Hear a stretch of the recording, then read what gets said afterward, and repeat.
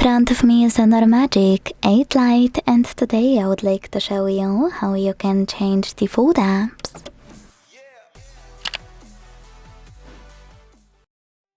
First of all, go into Play Store and download any app you wanna set up as your new default. I want to change my browser, so I will download Firefox.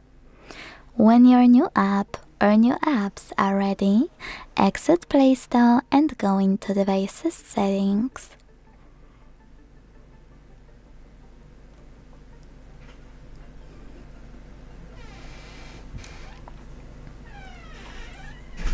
Scroll to tab on Apps. Select Default Apps and tap on one of those sections. As I mentioned, I want to change my browser, so I have to click here. Tap on Firefox to apply it and go back. So when I do that, as you can see, my default app has changed. Thanks so much for watching. If you enjoyed this video, leave a like, comment and subscribe.